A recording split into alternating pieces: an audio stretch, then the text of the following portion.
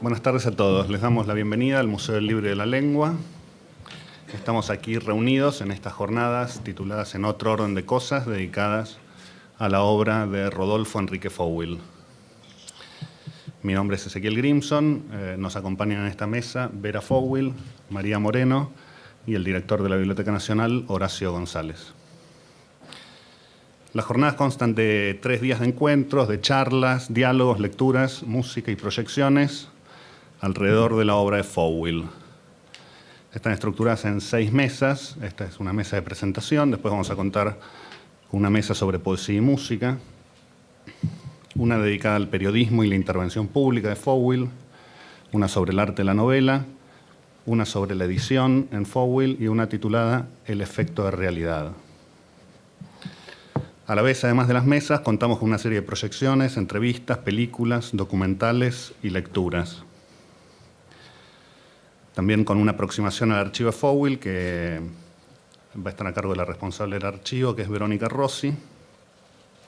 Y finalmente va a haber 2 encuentros de lecturas y música en vivo, una hoy a cargo de Sergio Vicio y Ulises Conti, y la otra mañana con Selva Almada y Sebastián Pandolfelli. Quisiera hacer un agradecimiento por su acompañamiento y participación en estas jornadas, muy especialmente a Vera Fouil y a María Moreno, que están aquí con nosotros, a todos los participantes de las mesas de todos estos días, y también muy en especial a los que trabajaron en la organización de estas jornadas, que son Emiliano Ruiz Díaz, Andrés Troncois, Evelyn Galeazzo, Solana Schwartzman, Verónica Gallardo, Cecilia Larsen y todos los compañeros del Museo del Libro y de la Lengua. Yo preparé un texto breve que, si les parece, empiezo leyéndolo y después continuamos con la mesa. Dice así. Lo titulé Fouil, el progresivo. Estoy convencido, por más brillo y creatividad que se exprese en tal o cual intervención, declaración, reportaje o escándalo público, estoy convencido que el aporte más significativo en la obra de Fouil se encuentra en su poética, en su trabajo con la lengua, en su obra literaria, escrita, impresa en sus libros. A la vez quiero sumarme a la idea de pensar las intervenciones públicas como parte de la obra de Fouil, como una faceta performática de su obra, vanguardista en el sentido de plantarse en contra de los poderes establecidos y del sentido común progresista, en muchos casos constituyendo su perfil público más conocido, incluso por momentos ocultando su obra literaria o dejándola en un segundo plano. Me gustaría compartir con ustedes 3 breves historias de Fouil de un orden más personal, en primer término, por fuera tanto de su obra literaria específica como de su acción política e intervención pública. Son 3 pequeñas escenas que guardo con cariño en mi memoria y en las que Fouil se destaca siempre por su rapidez, su inteligencia y su intuición. Luego voy a realizar una breve consideración sobre su último libro de poemas, Últimos Movimientos. Estas 3 breves escenas que lo tienen a Fouil como protagonista pertenecen una a la década del 80, otra a comienzos de los años 90 y finalmente la última transcurrió durante los primeros años de este nuevo siglo. La primera escena se desarrolla en un ensayo de coro durante los primeros años del retorno de la democracia. Como todos sabemos, uno de los problemas de la ópera radica en que los buenos cantantes no son, necesariamente, buenos actores. Quique Fouil participaba de un coro que estaba ensayando Rigoletto, de Verdi, cuyo libreto está basado en la obra de Víctor Hugo, El rey se divierte. El coro estaba ensayando específicamente la escena final del primer acto, en la que un grupo de cortesanos decide raptar a Gilda para ofrendársela como si fuera un botín o un regalo al duque de Mantua. Rigoletto es una ópera que le va muy bien a Fouil, porque Rigoletto, el bufón de la corte del duque, es justamente, tal como se lo define en la ópera, el que usa una lengua de malicia para apuñalar a sus víctimas. Bueno, el director del coro solicita a los coreutas que deambulen por la sala, en la que también se encuentra Gilda, improvisando como ejercicio teatral relajadamente hasta que se produzca la señal para avanzar con el secuestro. Y así ocurre hasta que el director de orquesta marca la entrada y entonces Fowell improvisa una escena y se sale del libreto. Con un impulso alucinante atraviesa la sala, se carga a la doncella sobre sus espaldas, huye hasta un extremo de la escena en la que hay un placard, abre sus puertas y se encierra dentro con Gilda y comienzan a escucharse los gritos desesperados de la muchacha. Esta escena podría llamarse Fowell se divierte, ¿no? Escena 2. Voy a que tome un poquito de agua.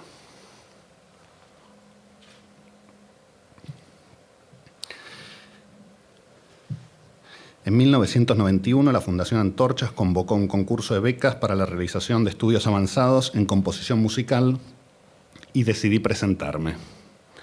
Nunca antes había participado en un concurso ni había solicitado ninguna beca y al consultar las bases me entero de que junto con una partitura con alguna composición propia se debían completar un conjunto de formularios que a primera vista parecían muy complicados.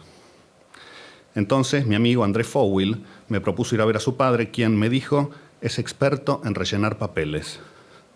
Y así fuimos, una tarde al departamento en el que entonces vivía Quique, sobre la avenida Santa Fe, casi Pueyrredón.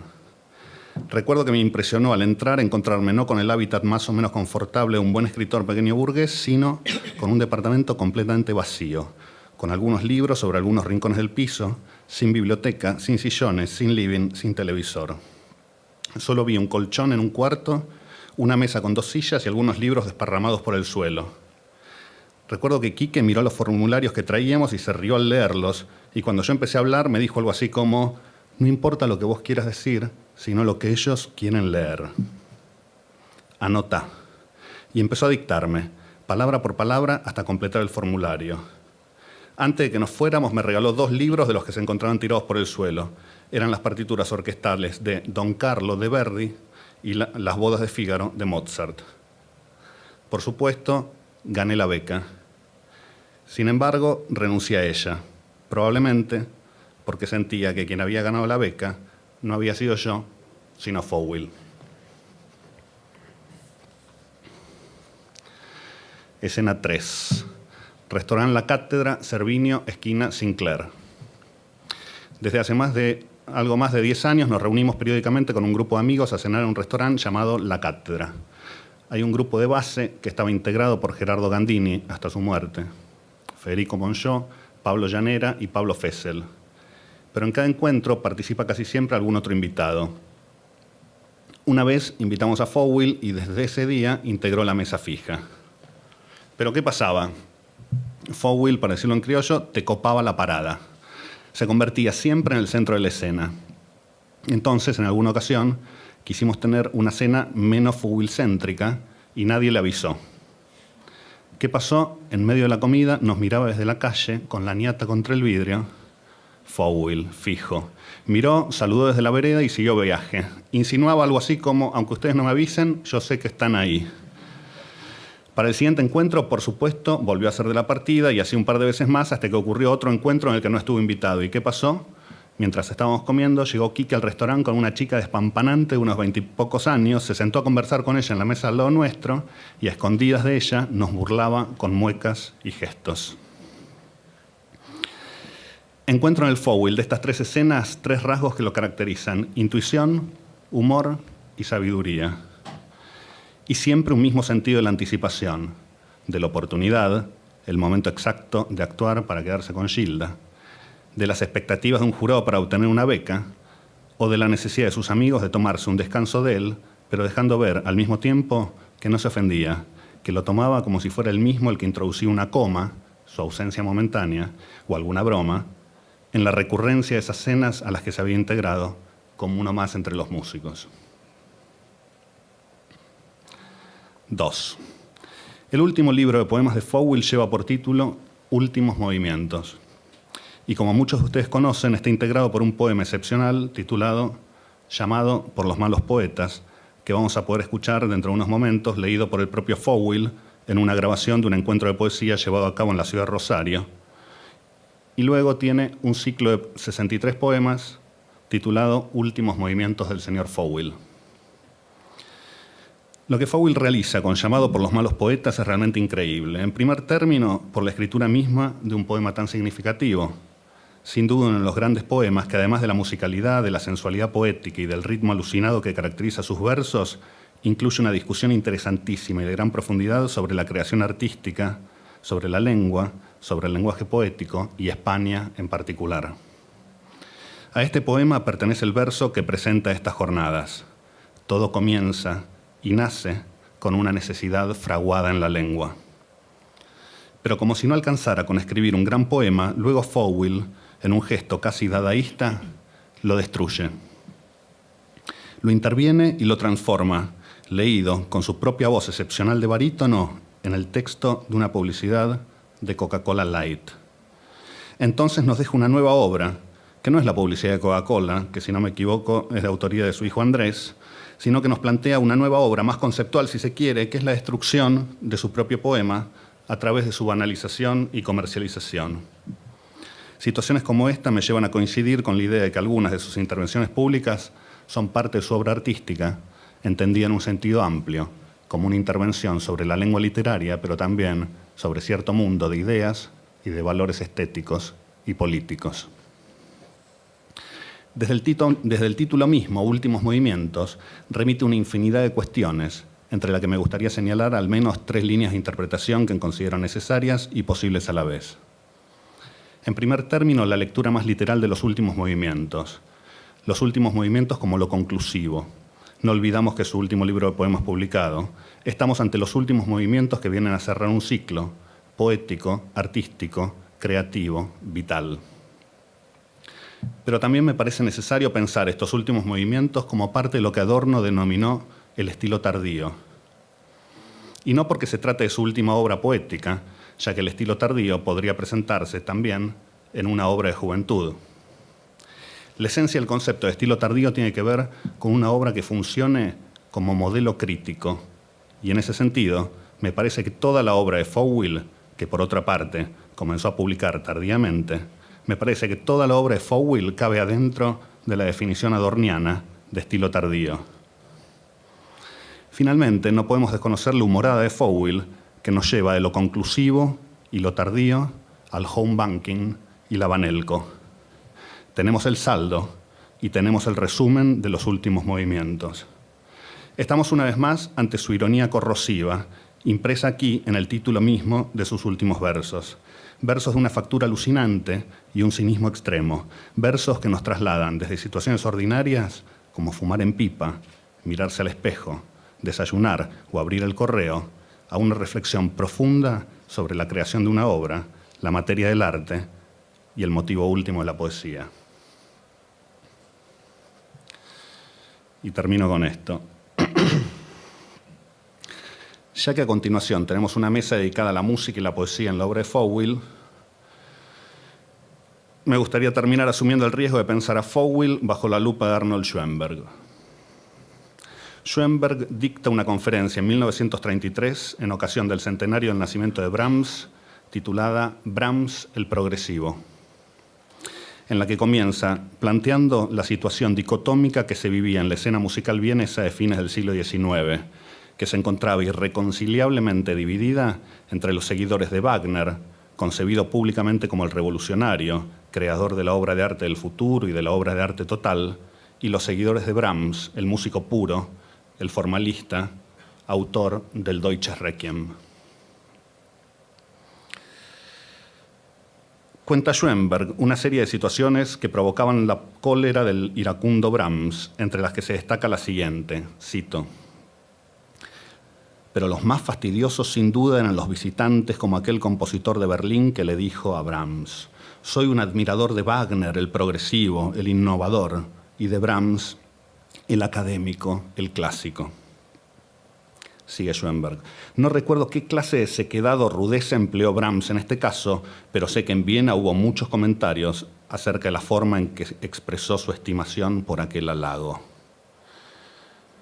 Fin de la cita. A continuación, el texto de Schoenberg se dedica a demostrar, a partir de una serie de análisis específicamente musicales, que Brahms, el clásico o el académico, fue un verdadero innovador en su trabajo de composición sobre el lenguaje musical.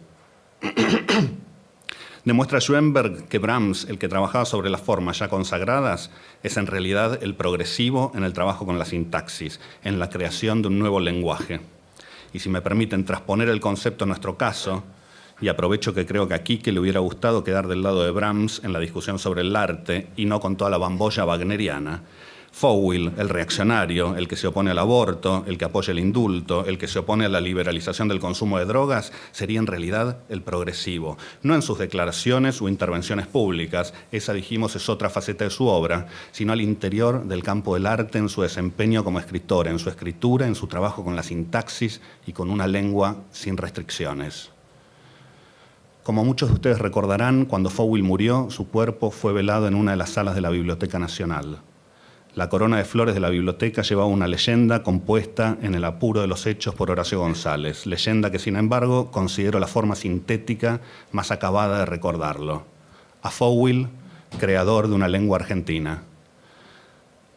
Celebremos entonces durante estos días de encuentro la creación de esa lengua. Discutamos sus novelas, pensemos sus artículos y volvamos a leer sus cuentos y poemas con la certeza de que es allí donde encontraremos a Fowell, el progresivo.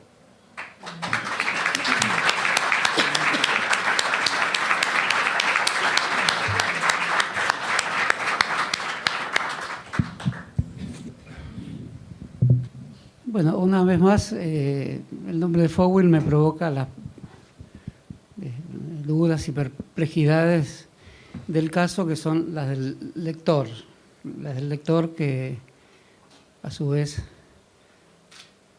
tiene algún tipo de relación con Fowell, en mi caso leve, pero persistente a lo largo de los años. No recuerdo un año en que no haya visto alguna vez a Fowell, y esto contando años por décadas.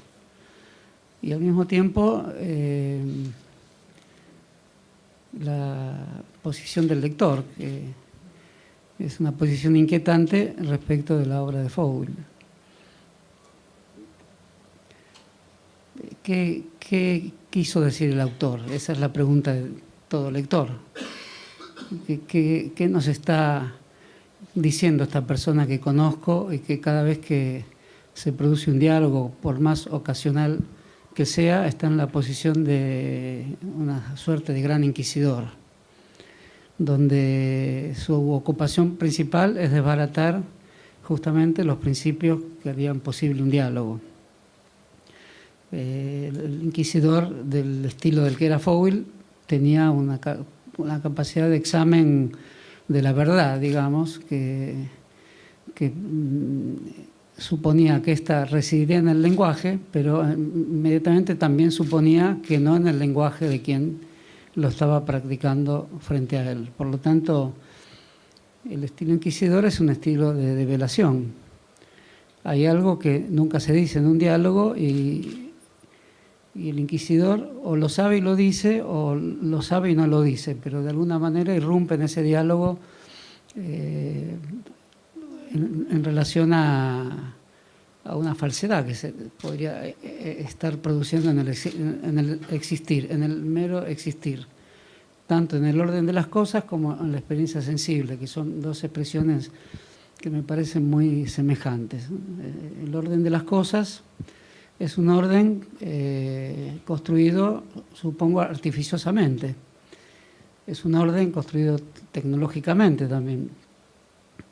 Y el inquisidor lo que hace con el orden de las cosas es someterlo a la prueba máxima de demostrar su rasgadura interna, su grito interno probablemente inaudible. Y si es audible es porque ocurre efectivamente en un acto de lenguaje. Y colocar todo individuo, creo que Fowell fue un gran estudioso de cómo se forja una individualidad, cómo se forja un sujeto, cómo se forja alguien en el mero acto de hablar, que es el gran tema, creo, de la lingüística contemporánea que tanto le interesó. Entonces ahí uno comienza a escuchar al Fowell que eventualmente conoció hablando de la enorme cantidad de temas de los que hablaba, en el orden de las cosas, que se podría traducir por el orden del discurso, una frase normal y corriente de la vida filosófica o pseudofilosófica de nuestros pasillos, ¿no? Entonces, lo que se escucha hablar en el orden del discurso o en el orden de las cosas es, precisamente se escucha hablar al lenguaje, pero es un lenguaje que precisa de una vuelta más para hacerse verdadero, y eso lleva una agonía muy fuerte, y con esa agonía se escribe esa novela. ¿Es posible llegar a ese grumo último de verdad en el lenguaje? Por lo tanto, la magnificencia de Fogel fue trazar todos los personajes que hablan presos al lenguaje del que hablan, desconociendo esta específica situación de situación carcelaria en la que pone el lenguaje al individuo, ¿no? Eso también es una situación de la que todos alguna vez transitamos como experiencia propia, o puede ser perfectamente una clase de filosofía de las que Fogel se burlaba, pero no se burlaba tanto. En realidad lo que hacía es poner en un acto que llamamos novela un conjunto de experiencias que tienen las personas comunes, que creo que le interesaba mucho a Fogel, porque poseían ese don profundo que era no percibir efectivamente el grado de escalas de terror que hay en el lenguaje, ¿no? En algunas de las dos novelas, ahora no me acuerdo en cuál, pues las confundo permanentemente. El personaje que va de vacaciones a Las Vegas, creo que es en otro orden de cosas, ¿no? Romero creo que se llamaba. En la experiencia sensible. Bueno, se enfrenta con las oposiciones que creo que tanto le gustaban, que era la expresión del inquisidor, el develador, vacaciones, terror. La situación de vacaciones es la situación eminentemente donde ponemos entre paréntesis un mundo complicado y complejo. Bueno, ahí se abren tantas escenas en Fogel de tanto interés en Las Vegas, y cuando llega al aeropuerto lleno de nieve, con los aviones también cubiertos de nieve, y hay una compuerta que se abre en el avión donde se muestran los mecanismos, lo que hay en el interior de las salas. Esa descripción la recuerdo como descripción, no podría repetirla ahora, pero ahí residía el horror. Ahí potencialmente en esa maquinaria había algo que podía incluir secuencias posteriores donde todo se tornara catastrófico. Y sin embargo, lo catastrófico, si no aparece, si nadie lo dice, si nos conformamos con aprovechar con que la catástrofe es lo que aparentemente, al ponerlo entre paréntesis, nos va más o menos bien, porque no hay catástrofe todos los días ni son tan permanentes. Entonces aparecen las vacaciones. Y en Fogel está el permanente acoso de una situación de comodidad respecto a cómo procede la situación profunda del abismo del terror. Entonces ahí se precisa lo que Fogel efectivamente tenía, que era la idea de que ese terror había que escribirlo en algún lugar, en situaciones como describir meramente el ala de un avión o del azar. El azar cumple un papel muy importante en esa reflexión, porque el azar también es un lugar, ahora no recuerdo cómo describe la situación del juego en Las Vegas, pero efectivamente hace las veces de una gran combinatoria lingüística. El azar aparece como algo que supone también el terror, pero favorablemente. El que cree que es solamente algo que lo favorece, ignora que está en medio de una relación que perfectamente puede ser de terror. Quizás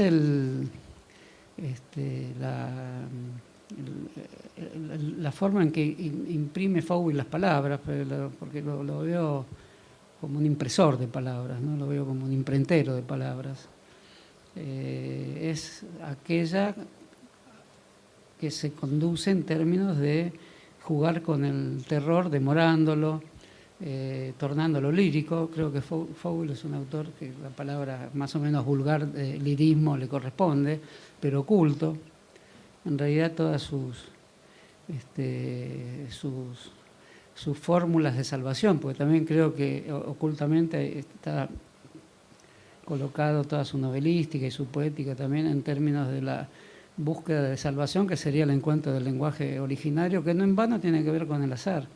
Habría una combinación de palabras que podría dirigirse finalmente a construir aquella de valor más sacro o más sagrado, y además en manos de un sacrílego, que pudiese ser aquella palabra que pueda incluso descubrir ese turista de la clase media argentina rodeado de una trivialidad que, si bien no percibe, es difícil decir que no sea el propio Fogel en su conciencia, digamos así, desgarrada, digamos, con su idea inquisitorial, que era trivial porque en el fondo consistía en preguntarle a los demás si sabían hasta qué punto, detrás de sus ideologías, había una cuestión de sexo o de poder o de engaño, o más suavemente de picaresca, porque también evidentemente es un autor picaresca. Hay una novela que es típica de la picaresca, El caminante, no me acuerdo también el título. No, El caminante de no sé dónde. Es una novela. ¿Cómo? La buena nueva del caminante, que es una novela tomada del molde picaresco, como están todas tomadas de moldes clásicos las novelas, solo que destruidas por dentro.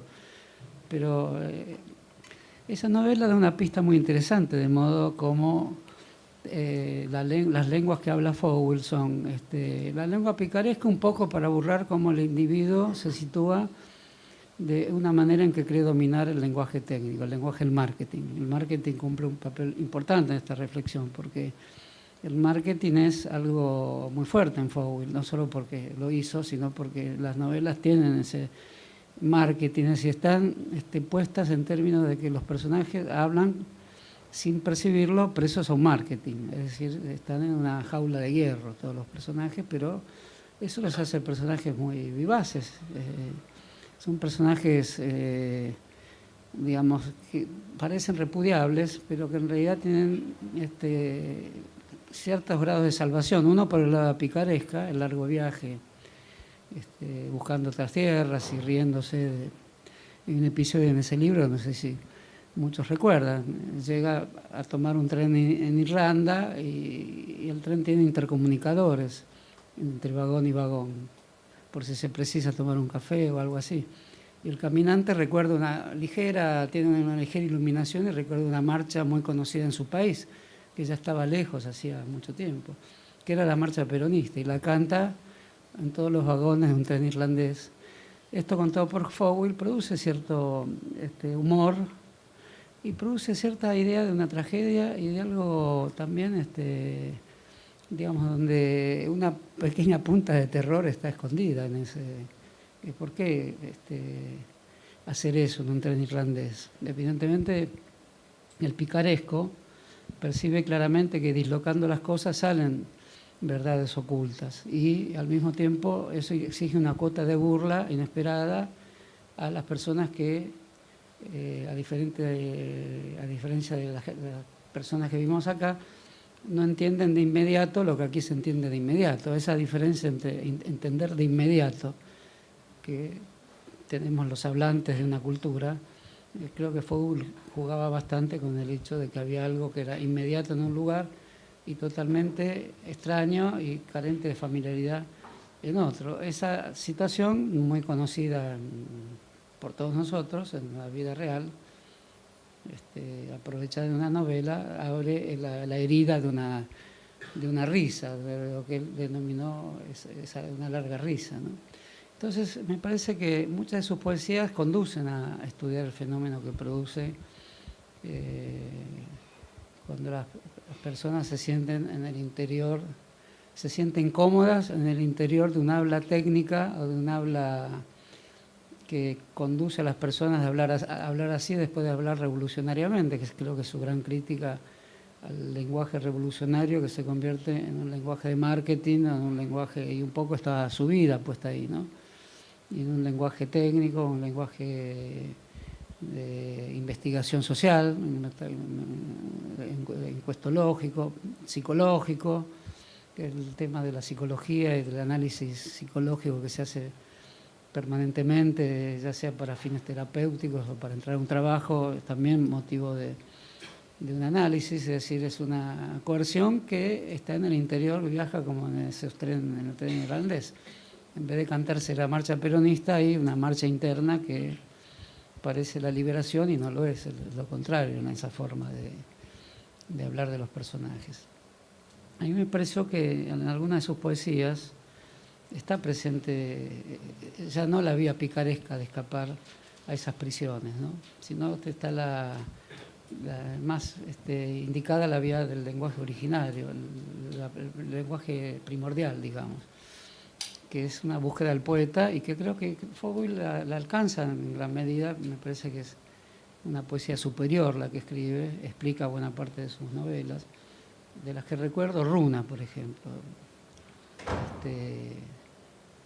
Bueno, en esa expresión, en Runa, está la palabra puesta en términos de una inscripción original en una caverna, en una superficie que no corresponde necesariamente al lenguaje, es una palabra muy primitiva,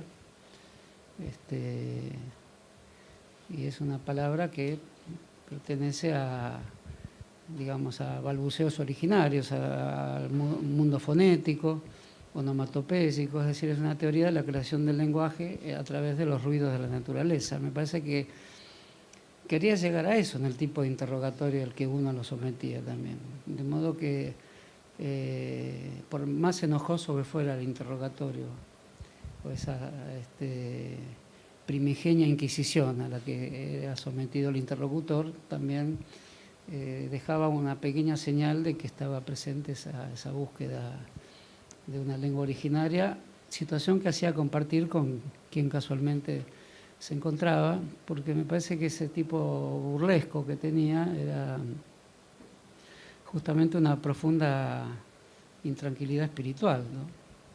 Así proceden también los conscriptos de las Malvinas, en fin, el hecho de que estén en una caverna no me parece demasiado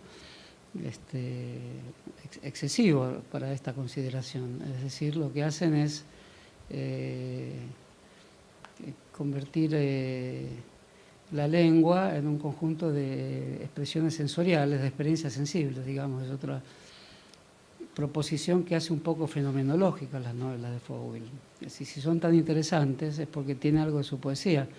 Es decir, las palabras son elementos materiales, físicos, y también pueden describirse como sentimientos. Y también como sentimientos pueden describirse las operaciones técnicas, las operaciones de control, de vigilancia. Y en ese sentido también el lenguaje aparece en distintas escalas. Si bien sería injusto decir que el lenguaje más elaborado encubre algo, creo que Los Pichicigos quiere decir algo de eso, también es muy interesante el hecho de que se intente cotejar el efecto de las bombas al efecto del lenguaje, la vibración del suelo que producen las bombas a un efecto del lenguaje. Entonces el lenguaje se hace parte del mundo físico y el mundo físico permite que se escriba sobre él un lenguaje que son efectivamente lo que los arqueólogos llaman runa. Hacía mucho que nadie empleaba esa palabra, es una palabra específica de los arqueólogos, los antropólogos. Me acuerdo cuando entramos a la facultad en la misma época de los 60, había una revista del Instituto de Antropología que se llamaba casualmente Runa. Que son, en fin, creo que son las inscripciones de las cavernas. De modo que de ahí podríamos extraer una parte interesante de cualquier reflexión que se haga sobre un modo de escritura que presenta primero el encarcelamiento, después distintas vías posibles de rescate o de redención, diríamos. Pues, dicho esto, lo pongo a Fogel de alguna manera en escritor que esconde de sí mismo una ansiedad secreta de redención, ¿no? Y después otro gran libro de poemas que me parece que no son los últimos, Lo Dado. Creo que es un juego también con el tema del azar, ¿no? Que está tan presente. Es decir, ¿por qué se detiene la bolilla en un lugar? Eso se pregunta el personaje en otro orden de cosas, Romero, ¿no? Porque los nombres y los lugares, las situaciones muchas veces pertenecen a una novelística muy tradicional, que no pasa a una especie de desarme catastrófico como en Aira, por ejemplo, pero algo tiene de amenaza permanente y de algo que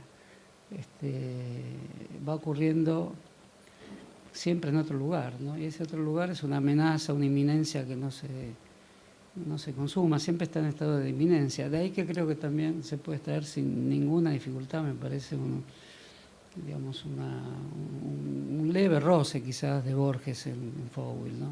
No creo que sea un exceso decir esto también si tomamos en serio esa novelística. Entonces, lo dado es una materia que es el lenguaje, pero es como un lenguaje sin elaborar. Después, por supuesto, al jugar con los dados, a partir de lo dado, ahí se configura ya un estado más novelístico de lo dado. Pero lo dado es la crudeza sanguínea, corporal, brutal muchas veces, de un vivir que se quiso diferente al escapar de lo que sería las rutinas que hacen del idioma algún tipo de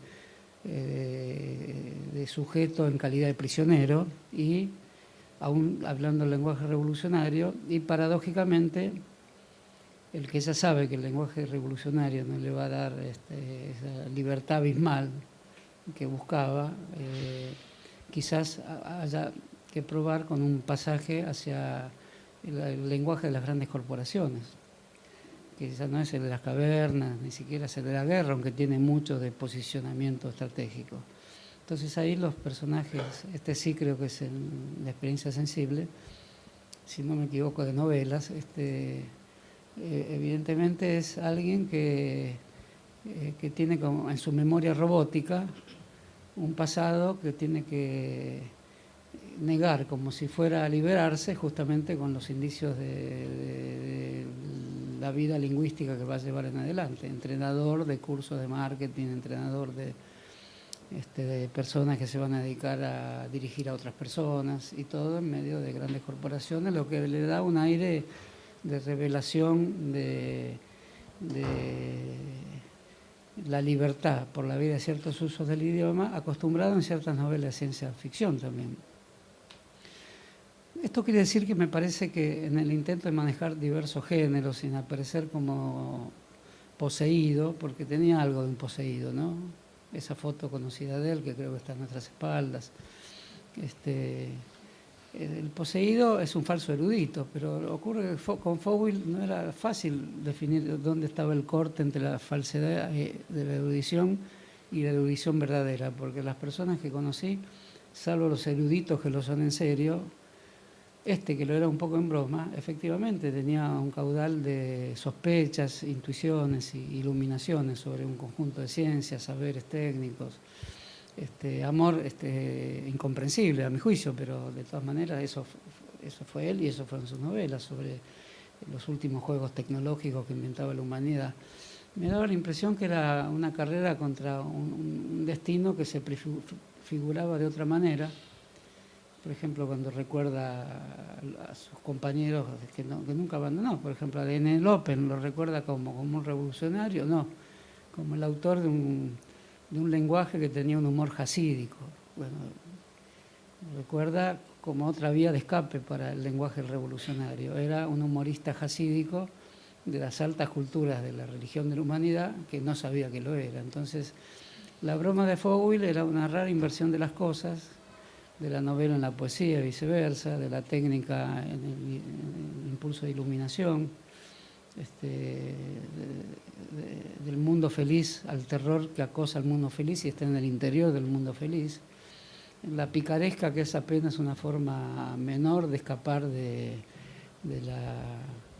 la prisión sintáctica, lingüística, etcétera, y sin embargo también tiene un resultado en él, porque es una forma breve, simple y efectiva la picaresca, y se puede decir que está en todas sus novelas oculta una idea de la picaresca y en toda su forma de interpelación. Así que, para terminar, digamos, uno no sabe bien si frente a Fowell se convierte en un analista de textos, que uno no lo es, porque nada sería más repudiable en términos de esta situación que un analista de texto, o alguien que convivió como contemporáneo de Fowell en esta ciudad, que tuvo una cierta relación con él. Anoche revisando puse la palabra Fowell como en un acto fowelliano, creo, porque a él le gustaba. Yo también tuve una experiencia como Ezequiel. Entré en otra casa de él y me asombró el despojamiento que había y la computadora desarmada y el mouse que tenía algo que había inventado él, porque efectivamente lo dirigía todo con un dedo, lo había desarmado, armado mal.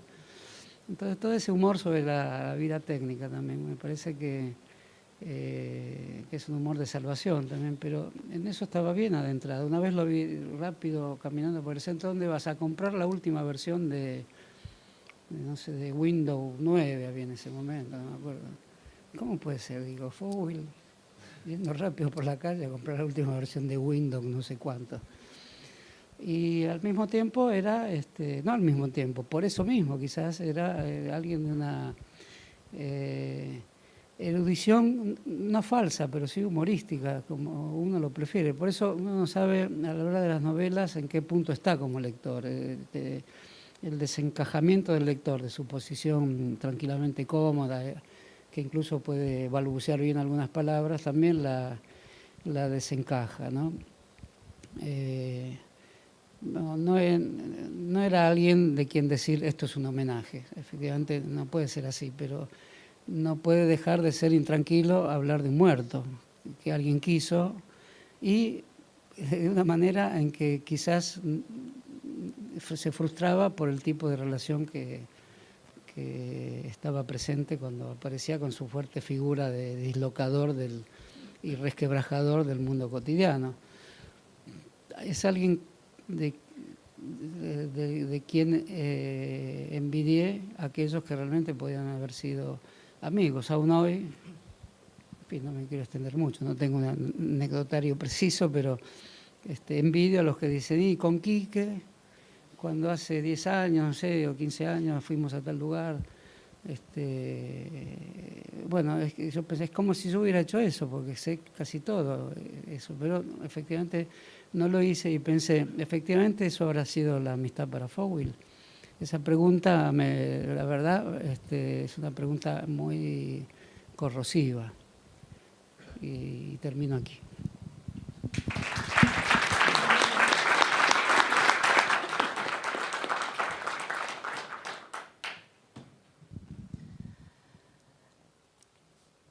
Hacia el final de la novela El día feliz de Charlie Feiling, Sergio Vicio y Daniel Gebel le hacen pronunciar al personaje que hacía del amigo muerto años atrás una enumeración de las distintas formas de muerte.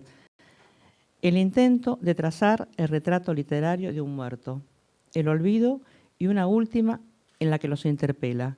Para un escritor, saber que cuando muera cada una de sus frases va a ser suprimida, saber que cuando ustedes escriban esta historia, toda palabra que me atribuyan no la habré escrito yo. En este requiem ejemplar me autorizo para no intentar aquí imaginar lo que Fowell hubiera dicho de estas jornadas, de todos los que formamos parte de esta mesa, de mí misma, a la que llamó con diversos grados de simpatía bélica, policía, empleada, tortillera y lacañana, designaciones que no son injuriosas en sí mismas. Pero ojo, había en Fowell una pedagogía por el agravio. Fowell se oponía a la legalización del aborto, de las drogas y del matrimonio gay, pero no por simple golpe de efecto. En sus coqueteos fascistoides o en sus eslogan reaccionarios había siempre un punto de razón, cuando no el síntoma de un duelo patológico por la revolución. Un trotskista es para siempre. Sus mejores libelos fueron los del principio de la democracia, cuando les exigía a las buenas conciencias que se hicieran cargo de la complejidad de sus actos, sus efectos, en lugar de autoembelezarse en el conformismo de hacer con ellos meros ruidos de su ciudadanía. En los años post-dictadura, la denegación de toda violencia alcanzó las zonas más banales y los dichos de Fowell solían hackear un campo cultural en donde primaban las buenas maneras y solo se agraviaba a quien no tenía el poder de poner una calificación en un examen, invitar a un congreso o negar una promoción. Cuanto más timorato era el humillado, más parecía gozar del agravio, con risas que se adelantaban al guantazo, como si el guantazo de Fowell, en lugar de interpelar, fuera el fruto de un modo de ser, Fowell. Orgasmos masoquistas por la certeza de que en el atacante el ataque era una forma de reconocimiento, y la mayoría de las veces no era así. Cuanto más Fowell defenestrara un lugar, una persona, más posibilidades tenía de que el lugar le abriera sus puertas, de que la persona se sometiera a su servidumbre. Como publicista, él sabía que las razones eran varias, todas a su favor. Si el humillado devolvía bien por mal, era 1. Para evitar un agravio mayor. 2. Para dandear fingiendo que no le importaba. 3. Para hacer uso de la marca Fowell. Imágenes de Fowell. Yo también tomo imágenes y escenas. Donde había escenas y imágenes, había Fowell. Primera, me despierto aturdida, con la cabeza apoyada en algo blanco. Deduzco que estoy en la cama. Veo a Fowell a 2 centímetros de mí. Casi puedo sentir su aliento. Me mira con horror. No he salido del sueño, pero la vigilia que se avecina me trae una alarma en 0,2 de segundo. ¿Me he acostado con Fowell y eso a Fowell le horroriza? Levanto la cabeza con estupefacción y bronca. Fowell me muestra el reloj que tiene en la mano y me grita pálido, epilepsia. Reconstrucción de los hechos. Fowell y yo estamos sentados en una mesa del bar La Paz. Él me lee un artículo del País que describe una ceremonia de infibulación en África. Lo reproduzco porque recuperé el artículo en internet. Sientan a la niña desnuda en un taburete bajo, inmovilizada al menos por 3 mujeres. Una de ellas le rodea fuertemente el pecho con los brazos. Las otras 2 la obligan a mantener los muslos separados para que la vulva quede completamente expuesta. Entonces, la anciana toma la navaja de afeitar y extirpa el clítoris. Imposto una sonrisa de indignación militante. A continuación, dice Fowell, viene la infibulación. La anciana practica un corte a lo largo del labio menor y luego elimina. Me zumban los oídos, se me nubla la vista. Oigo entrecortadamente la carne del interior del labio mayor. No puedo hablar. Levanto la mano para que Fowell se detenga, pero solo parezco estar haciendo el saludo nazi. Luego la anciana asegura la unión de los labios mayores mediante espinas de acacia que perforan el labio y apagón. Fowell me había tomado el tiempo de 5 minutos de desmayo. Me había apoyado su cara junto a la mía, volcada sobre el mantel. Segunda imagen. Visito a Fowell. Me muestra un bebé metido en la bañadera. Está sentado y se aferra con una mano al borde. Fowell le dice, cuidado, feto, que si no te agarrás voy y te ahogo. El bebé se mata de risa. Tercera imagen. Mi empleada doméstica correntina trabaja en lo de Fowell, que le canta y le regala grabaciones de polcas y chamamés. Le pregunta sobre su vida, los 2 comparten recetas de chipá y discuten sobre las ventajas y desventajas de vivir en Florencio Varela, lugar que él parece conocer como un vecino. Un día, preocupada por mis propias finanzas y quizá envidiosa, mientras le pago, le pregunto cuánto le cobra Fowell. Me contesta, no, aquí que no le cobro, es un escritor. Pedagogía por el agravio. En la primera escena, Fowell le muestra a una feminista porteña la situación de la mujer en el tercer mundo y al mismo tiempo le hace constatar su cobardía política al no soportar un relato acerca del sufrimiento de una mujer y al mismo tiempo también le hace probar, mediante el relato, una pizca de castración. En la segunda escena le enseña al bebé lo que es una ficción. Lo indica en su tono el hecho de que el bebé sepa, como parece saberlo, que su padre, lejos de amenazarlo, lo está cuidando. Además, buen nadador, le enseña una primer responsabilidad sobre el dominio del agua, su técnica, mantener la cabeza afuera, permanecer sentado, sostenido por la mano que aún no sabe bracear. En la tercera escena, la que parece una explotación, es un intercambio que se da fuera de las tareas domésticas, el reconocimiento de saberes que se pueden conversar en paridad con quien está en el lugar del superior jerárquico. Mujeres, dijo el penado alto. ¿Era Fowell misógino? ¿Y qué? En el misógino el horror a la feminidad proviene de su idealización. Al despotricar contra las mujeres, ignora cómo sus argumentos se convierten en una denuncia de su condición y, en última instancia, no cesa de escribir por ellas y para ellas, a modo de conjuro por el desolado reconocimiento de la permeabilidad de la diferencia. En una revista feminista llamada Fonsina, en polémica con su directora, bajo el seudónimo de María de la Cruz Esteves, Fowell ejercía argumentaciones mucho más estimulantes que cualquier verdad acerca de la anatomía de los contrincantes. A veces eran tan paradojales que no hacían más que ser pan comido para la retórica enemiga. Por ejemplo, chillaba por escrito María de la Cruz. Ya lo dijo Gil Wolfe, Fowell, el aborto no es una interrupción de la maternidad, sino una interrupción de la paternidad. Fue un error, suelen decir algunas embarazadas, y en verdad fue un error, pero no un error de fechas, ni error de pastillas, ni un error mecánico al colocar el diafragma en el cervical. El error de la embarazada involuntaria se cometió al elegir por compañero de cópula a un hombre que no puede sostener la vida. Ese error es un breve capítulo de la historia larga de errores femeninos que comienza con la creencia en los valores de una sociedad de hombres que a los derechos de la vida antepone la vida. La fantasía que los mantiene pegados a un escritorio, a una tribuna, a una pantalla de televisión. Su relato, La larga risa de todos estos años, es una teoría política del secreto. El caballo se llamaba Macri, que incluye un chasco sobre el género, el chasco de que haya géneros. En Memoria de Paso escribe un Orlando criollo. En Help a él, a una sexualidad atravesada por la medida del falo y sustentada en la física de los sólidos, opone la de un intercambio constante de fluidos, más allá de todo resultado, de todo fin y del fin de la vida. Machista tan paradójico como Chesterton podía ser conservador, y si no fuera un oxímoron, podría decir que Fowell era un machista queer. Lectores y clientes, todo el mundo lo ha advertido. Hay en los textos de Fowell una política de los nombres. Fowell nombraba como quien lanza un producto. Decía que cada nombrado arrastraría clientes, pero su sistema jamás era ponderatorio, al contrario.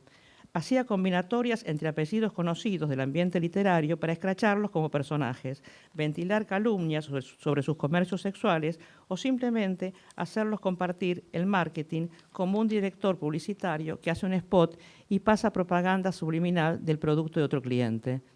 A Fowell, falso dañino, le gustaba generar autoridad para impartir reconocimientos.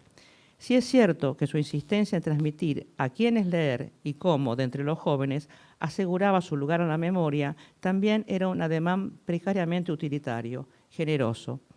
El sujeto de Fowell, que se repite en muchos de sus cuentos, come en el centro naval, toma merca sobre un cuero de oveja, es miembro del regatas, se coge a chicas atléticas musculadas por espacios más caros que el gimnasio, hijas o amantes empaladas por grandes vergas financieras o nacionales, y padece de una motorfilia que tachona la prosa de marcas de autos, de cigarrillos y de barcos.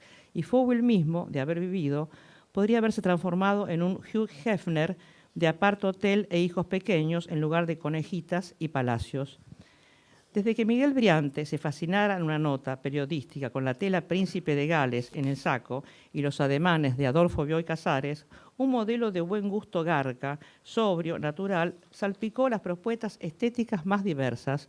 Hace falta una historia crítica del buen gusto en la literatura argentina, de esa herencia a menudo indeseada de la generación del 80, que superponía a una política de la lengua que denostaba el cocoliche, un fashion antiplebeyo que dictaba el tedio en el Club del Progreso, agarrarse sífilis en París, fornicar pureza autóctona fecundando a una china virgen y terminaba imponiendo una pedicuría sociológica.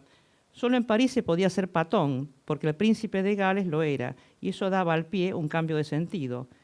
Para alejarse del mono era preciso tener sangre azul, mientras que el pie plebeyo era motivo de una mofa y un sarcasmo sin disimulo, como el de Criado Tañete, de Popurrí, de Eugenio Cambaceres, definido como un cimiento de 3 ladrillos. En las novelas de los 80 y los 90 del siglo XX nos falta el personaje vecina en jogging o populista del UNFA Teatro del Balneario Costanera Norte, años 50, al que no solo se le adjudica el kitsch indumentario y ambiental, sino que se lo reserva como museo de desechos hispanoparlantes contrarios a la economía dictada por Borges y el Grupo Sur, que marcó aún a sus adversarios ideológicos y sometió a toda marca modernista o barroca a un secuestro exprés. Pero el Fowell de las buenas maneras de la lengua, de los fierros y de la dietética a los Thomas de Quincy, vertida en sus obras, editó a Osvaldo Lamborghini, a Néstor Perlonger. Cuando leía, no fowellizaba, opinaba siguiendo la propia ley del texto y luego seguía las consecuencias. Reconocía a muchos y solo no perdonaba a los que habían cedido en el deseo de escribir. Creo que he cumplido con un sueño de Fowell, nombrarlo muchas veces. Fowell, Fowell, Fowell.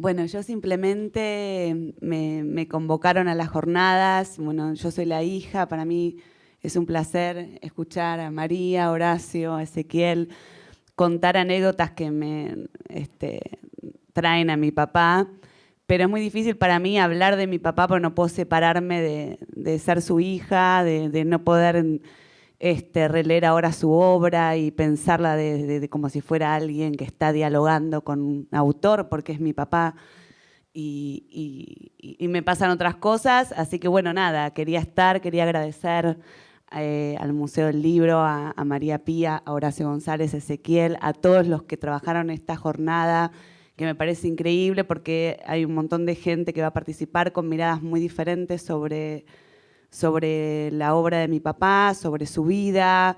Me encanta que sean amigos, que estén Horacio y María, que son personas que mi papá nombraba permanentemente como si los viéramos seguido. En realidad, no. Y lo que puedo decir es que cuando entré y vi esto, me acuerdo que esto